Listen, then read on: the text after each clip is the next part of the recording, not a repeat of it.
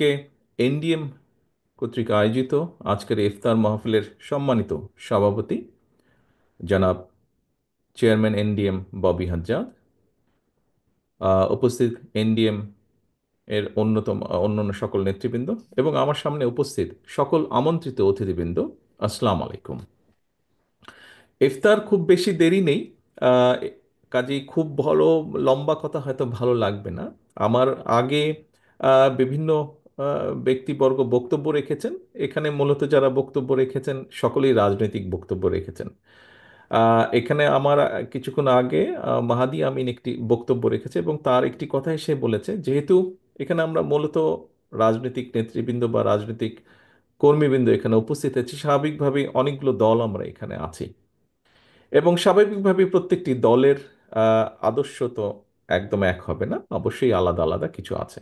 তবে অবশ্যই আমি মনে করি, বিশ্বাস করি, মূল বিষয়টি এক জায়গায় এবং সেটি হচ্ছে গণতন্ত্র বা ডেমোক্রেসি। সেটি হচ্ছে একটি মানবিক বাংলাদেশ। সেটি হচ্ছে একটি বাংলাদেশ যেখানে মানুষের কথা বলার অধিকার থাকবে। সম্মানিত উপস্থিতিবৃন্দ, এই বিষয়ে আমরা অনেকগুলো কথা এর ভিতরেই শুনে ফেলেছি, আমি সেজন্য সেই বিষয়গুলোতে যাব না। এই মুহূর্তে বাংলাদেশের সবচেয়ে একটি বহুল আলোচিত বিষয় হচ্ছে সংস্কার।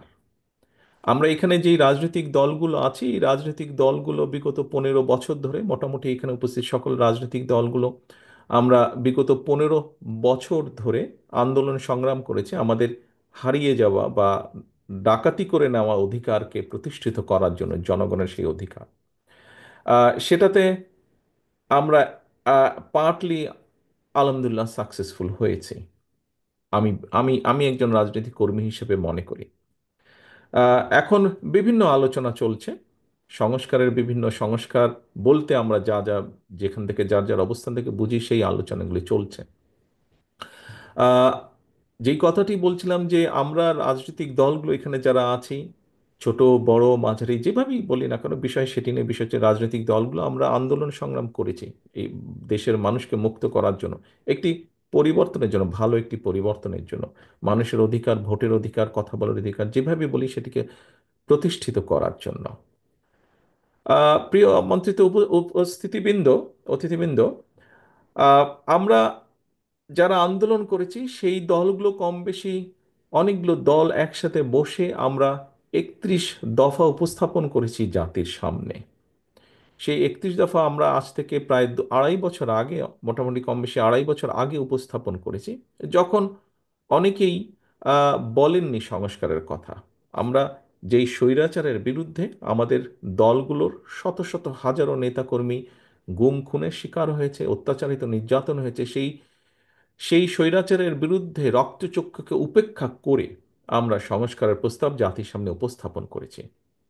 তারই ধারাবাহিকতায় এখন বিভিন্ন জন বিভিন্ন সংস্কারের কথা বলছেন, আলোচনা হচ্ছেন। আমরা যেহেতু প্রথম উপস্থাপন করেছি 2.5 বছর আগে, আমরা তারপরেও এটিকে ওয়েলকাম করি। অবশ্যই জাতির ভালোর জন্য, মানুষের ভালোর জন্য, দেশের ভালোর জন্য যে কোনো বিষয়ে আলোচনা হতেই পারে। তবে এখানে একজন রাজনৈতিক কর্মী হিসাবে, একজন অ্যাক্টিভিস্ট হিসাবে আমি মনে করি কতগুলো বিষয়, অর্থাৎ আমাদের যে রাজনীতি, রাজনীতি আমাদের মূল লক্ষ্য কি? মূল লক্ষ্যই হচ্ছে জনগণ এবং দেশ। সংস্কার আপনারা যদি খেয়াল করে দেখেন, এই মুহূর্তে সংস্কারের যে আলোচনা, সংস্কার নিয়ে যে আলোচনা হচ্ছে, অবশ্যই এটি প্রয়োজন আছে। অবশ্যই এটি প্রয়োজন আছে।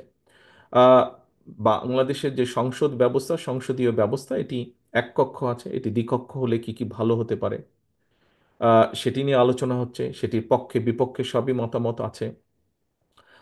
একজন ব্যক্তি দুবারের বেশি প্রধানমন্ত্রী, পরপর দুবারের বেশি প্রধানমন্ত্রী হওয়া উচিত নয়। অনেকে মনে করেন তাহলে স্বৈরাচারের যে প্রবৃত্তি, সেটাকে হওয়ার যে টেন্ডেন্সি, সেটাকে রোধ করা সম্ভব হবে।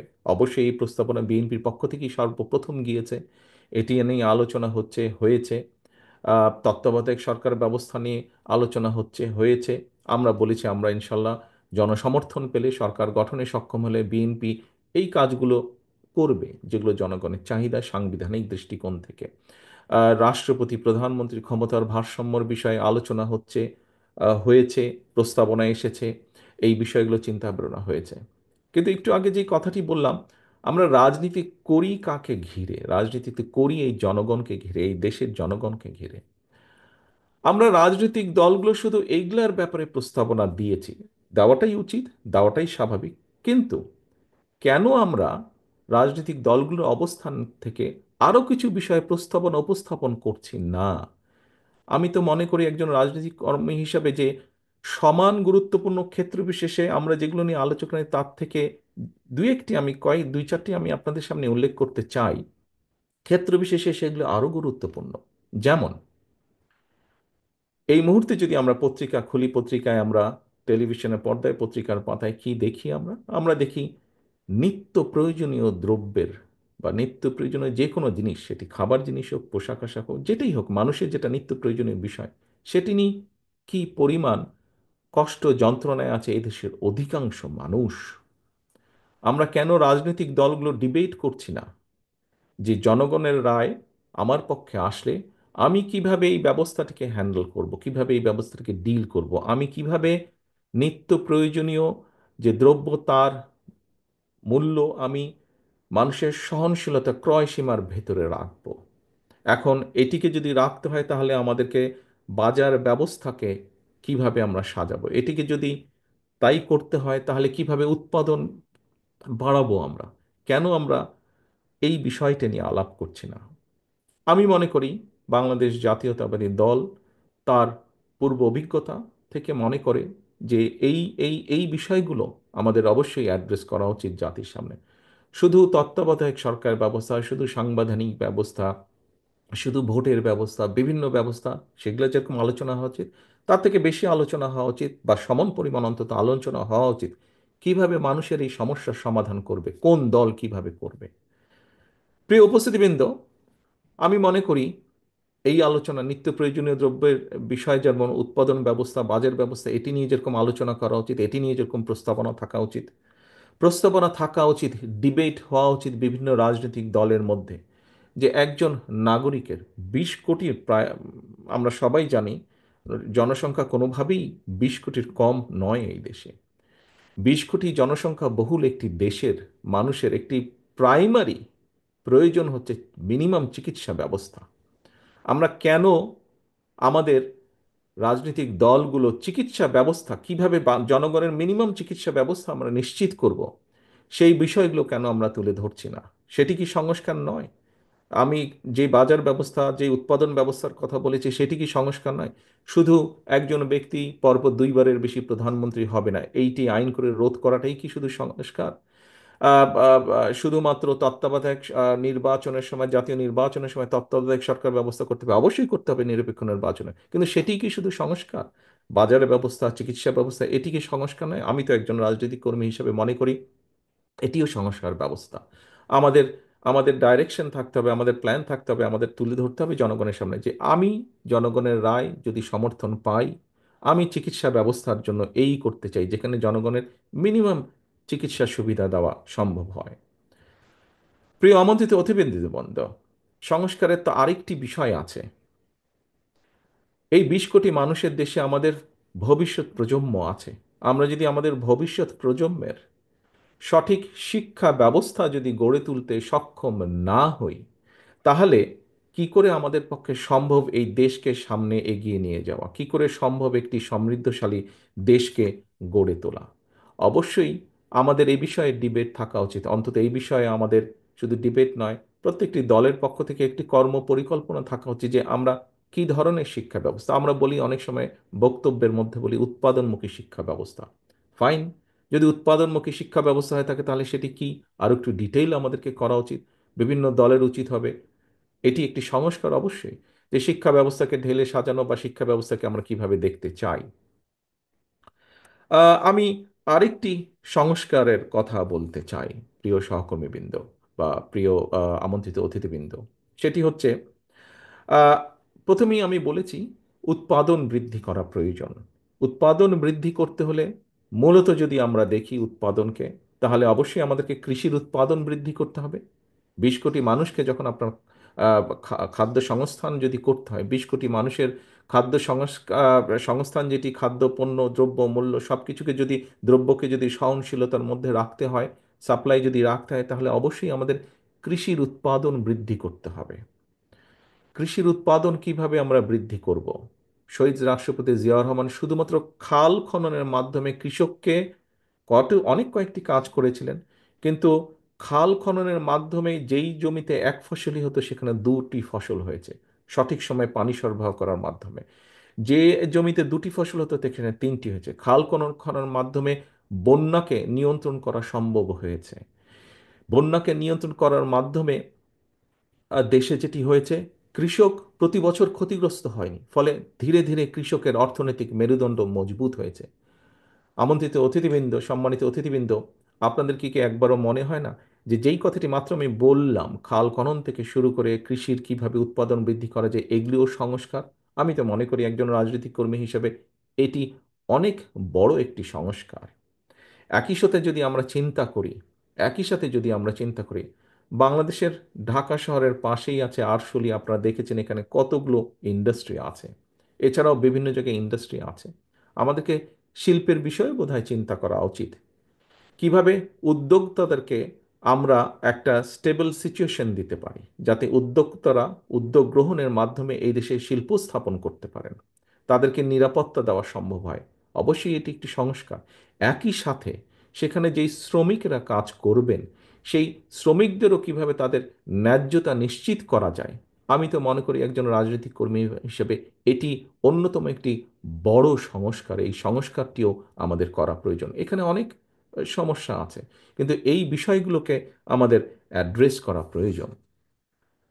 আমন্ত্রিত অতিথিবৃন্দ, সম্মানিত অতিথিবৃন্দ, একটি বিরাট বিপদের মধ্যে আমি বহু বছর যাবৎ বাংলাদেশের বাইরে আছি। আপনারা এখানে যারা সামনে উপস্থিত আছেন, আপনারা দেশে আছেন। প্রায় আমরা দেখেছি, বিশেষ করে স্বৈরাচার সময় তো প্রায় আমরা নিউজে দেখতাম পরিবেশ দূষণ। ঢাকা শহর সহ সমগ্র বাংলাদেশে পরিবেশ দূষণ, অত্যন্ত তীব্র মাত্রায় পরিবেশ দূষণ। সামগ্রিকভাবে সমগ্র বাংলাদেশই পরিবেশ পরিবেশ হুমকির সম্মুখীন। আমরা কি রাজনৈতিক দলগুলো জাতির সামনে পরিবেশের ব্যাপারে সংস্কার উপস্থাপন করতে পারি না? কিভাবে আমরা পরিবেশের উন্নতি ঘটাতে পারি? এই যে দূষণকে কিভাবে কমাতে পারি? আমি তো মনে করি এই দূষণ কমানোটিও একটি সংস্কার প্রস্তাব বা সংস্কারের একটি বড় অংশ। কারণ এই দূষণের কারণে প্রতি বছর লক্ষ লক্ষ শিশু, কোটি কোটি মানুষ অসুস্থ হয়ে যাচ্ছেন শারীরিকভাবে। সেটি পলিউশন, বিভিন্ন রকম পলিউশন, শব্দ পলিউশন বলেন, সেটি ধোঁয়ার পলিউশন বলেন, ধুলাবালির পলিউশন বলেন, যেটি বলি না কেন আমরা, এই পলিউশন থেকে কিভাবে আমরা রাজধানী সহ সমগ্র দেশকে রক্ষা করতে পারি, দেশের মানুষকে রক্ষা করতে পারি, এ ব্যাপারেও তো আমরা আমাদের পরিকল্পনা উপস্থাপন করতে পারি জাতির সামনে। প্রিয় সহকর্মীবৃন্দ, আরেকটি বড় বিষয় আপনাদের সামনে তুলে ধরতে চাই আমি। আমি মনে করি এটি অত্যন্ত গুরুত্বপূর্ণ একটি সংস্কার। এটি আমাদের রাজনৈতিক দলগুলো, যারা আমরা জনগণের রায় চাই, আমি তো মনে করি জনগণের সামনে আমাদের এ ব্যাপারেও এটিকেও সংস্কার প্রস্তাব বিবেচনা করে, বিবেচনার দরকার নেই, আমি তো মনে করি এটি সংস্কার প্রস্তাব। 20 কোটি মানুষ যদি আমরা ধরে নিই, 20 কোটি মানুষের প্রতিদিনের ব্যবহার্য পানি, কি পরিমাণ পানি প্রয়োজন হয়, প্রতিটি মানুষ কি তার ব্যবহারের জন্য যথেষ্ট পানি, পিওর পানি কি আমরা সরবরাহ করতে সক্ষম হচ্ছি? আমরা হয়তো হচ্ছি না। তাহলে এই 20 কোটি মানুষকে কিভাবে আমরা পানির, খাবার পানি বলেন, ব্যবহার্য পানি বলেন, মিনিমাম পিওর পানি আমরা তাদেরকে সরবরাহ করতে পারি? এটি কি একটি সংস্কার প্রস্তাব হতে পারে না? অবশ্যই এটি হতে পারে। আমরা কি চিন্তা করে দেখেছি, সারা বিশ্বে কিন্তু এখন পানি এবং পানির সাথে একই সাথে জ্বালানি, সেটি জ্বালানি বিভিন্নভাবেই হতে পারে, পেট্রোলিয়াম হতে পারে, গ্যাস হতে পারে, জ্বালানি একটি ক্রাইসিস আস্তে আস্তে তৈরি হচ্ছে সমগ্র পৃথিবীতে। 20 কোটি মানুষের জ্বালানি ব্যবস্থা কি হবে, কি কি হতে পারে, কিভাবে আমরা জ্বালানি কমফোর্ট দিতে পারি মানুষকে, সেটিও তো সংস্কার প্রস্তাব আমি মনে করি। এবং সে ব্যাপারেও আমাদের চিন্তা পরিকল্পনা জাতির সামনে উপস্থাপন করা উচিত। প্রিয় সহকর্মীবৃন্দ, আমাদের এই যে আপনাদের সামনে ইফতারের আর বেশিক্ষণ সময় নেই, আমি বক্তব্য বাড়াবো না। আমি এখানে উপস্থিত যারা রাজনীতিবিদ আছেন, সকলকে আমি অনুরোধ করব, আসুন জনগণের এই বিষয়গুলোর ব্যাপারেও আমরা চিন্তা করি, কথা বলি। আমাদের এই ব্যাপারেও আমাদের কি কি সংস্কার আছে সেগুলো আমরা তুলে ধরার চেষ্টা করি। আমরা আমরা বাস্তবধর্মী সমালোচনা অবশ্যই করব একজন আরেকজনের, কিন্তু সমালোচনা করতে গিয়ে এমন পরিস্থিতিতে যাতে আমরা এসে না দাঁড়াই যেখানে আমরা জনগণের এই ইস্যুগুলোকে, দেশের এই ইস্যুগুলোকে আমরা অ্যাড্রেস করতে ভুলে যাব। আমাদের কাছে অন্য কিছু মুখ্য হয়ে যাবে, এগুলো গৌণ হয়ে যাবে। এটি যদি হয় তাহলে এই দেশের সম্ভাবনা সব শেষ হয়ে যাবে, নষ্ট হয়ে যেতে পারে। এবং অবশ্যই এটি আমাদের এই ঘরে উপস্থিত কারোরই সেটি চাওয়া নয়, কারোরই সেটি চাওয়া নয়। আসুন আমরা এখনই, নিশ্চয়ই আমি যতটুকু জানি এখন মোনাজাত হবে, আসুন আমরা আজকে এই রমজানের দিনে, রোজার সময় আমরা এই মুহূর্তে আল্লাহর দরবারে হাত তুলি, আল্লাহর দরবারে হাত তুলে আমরা আল্লাহর কাছে আহ, রহমত চাই, যাতে এখানে আমরা যারা উপস্থিত আছি রাজনীতিবিদ হিসেবে, আমরা যাতে এই বিষয়গুলি সহ দেশ ও জাতির প্রয়োজনে যেগুলি গুরুত্বপূর্ণ বিষয়, সেই বিষয়গুলো আমরা একসাথে বসে আলোচনা করে যাতে আমরা জনগণের সেই সমস্যাগুলো ধীরে ধীরে কমিয়ে আনতে সক্ষম হই। আল্লাহ যাতে আমাদেরকে সেই তৌফিক দেন, আল্লাহ যাতে আমাদেরকে সেই রহমত দেন, আমরা আল্লাহর কাছে সেই দোয়া চাই। আবারও আমি এনডিএমকে আজকে আমাকে এখানে আমন্ত্রণ জানার জন্য আন্তরিকভাবে তাদেরকে ধন্যবাদ জানাতে চাই। আমি আন্তরিকভাবে ধন্যবাদ জানাতে চাই জনাব ববি হাজ্জাজকে আমাকে আমন্ত্রণ জানানোর জন্য। সকলে ইনশাল্লাহ সুস্থ থাকবেন, সকলে ইনশাল্লাহ ভালো থাকবেন। আসসালামু আলাইকুম।